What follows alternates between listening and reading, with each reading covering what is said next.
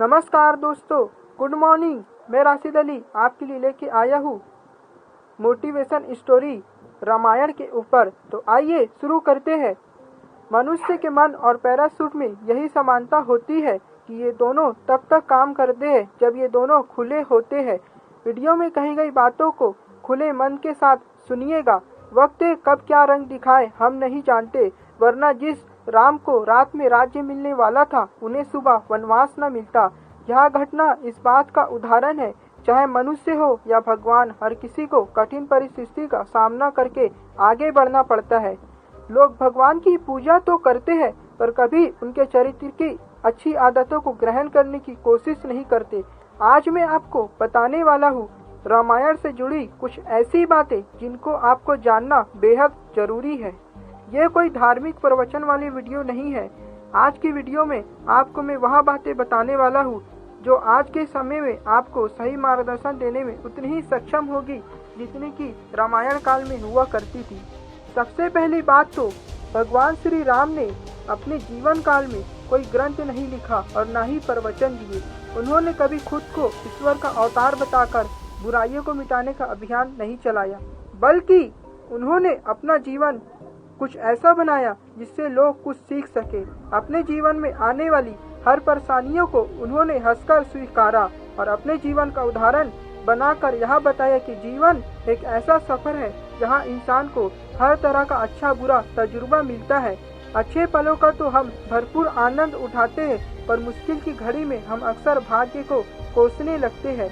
यह बात हम सभी जानते हैं कि वक्त कैसा भी क्यों न हो, अपने साथ कोई न कोई सबक लेकर जरूर लाता है।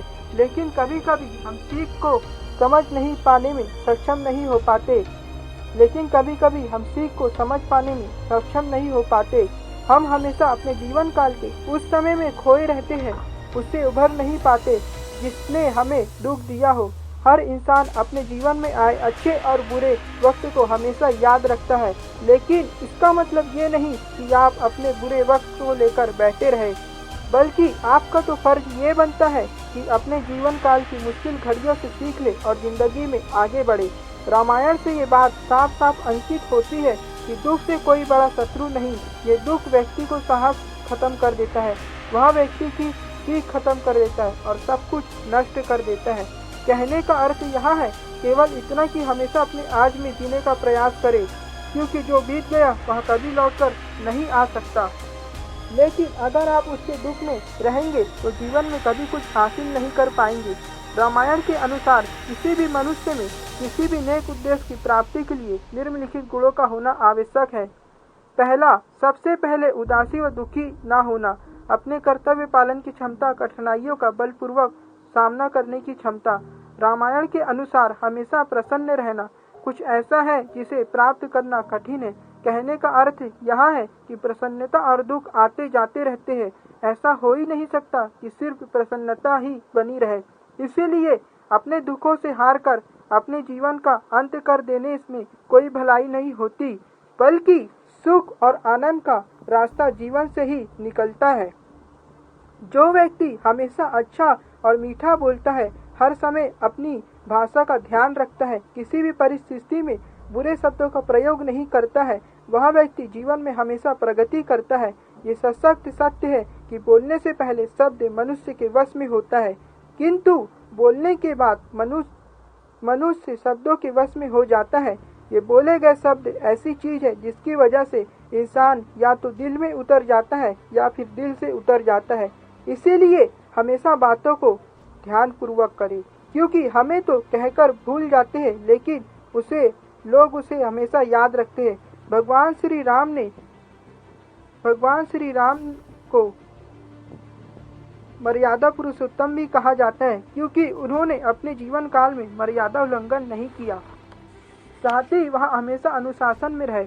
और ये बातें हमेशा सीखने को मिलती है कि अनुशासन सुखी जीवन के लिए बहुत महत्वपूर्ण है। मर्यादाएं जीवन में आने वाली संघर्ष से जूझने की शक्ति देती है। अच्छी संगति मनुष्य की तरक्की के लिए बहुत जरूरी है। अगर वह गलत संगत में हो तो जीवन में आगे बढ़ने का रास्ता रुक जाता है। जैसे कैकेयी ने दासी मथुरा की गलत बातों में आकर राम को 14 वर्षों का वनवास पर भेजा।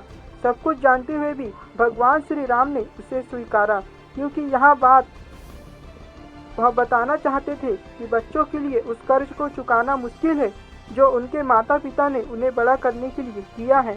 रावण ज्ञानी था, रावण धनी था, किंतु अपने अहंकार और क्रोध के कारण उसने अपना सब कुछ नष्ट कर लिया। इससे यह बात सिद्ध होती है कि आप चाहे कितने भी ज्ञानी और कितने ज़्यादा ही धनी क्यों ना हो, अगर आपके अंदर क्रोध और अहंकार जैसे अवगुण है तो वे एक न एक दिन आपका सर्वनाश जरूर कर देंगे। इसी के साथ रामायण से हमें यह भी पता चलता है कि चरित्रहीन व्यक्ति की मित्रता उस पानी की बूंद की भांति होती है जो कमल पत्ती के फूल पर होते हुए भी उस पर चिपक नहीं पाती है। इस तरह के मित्र आपको एक न एक दिन धोखा देकर आपको आपका साथ छोड़ देंगे।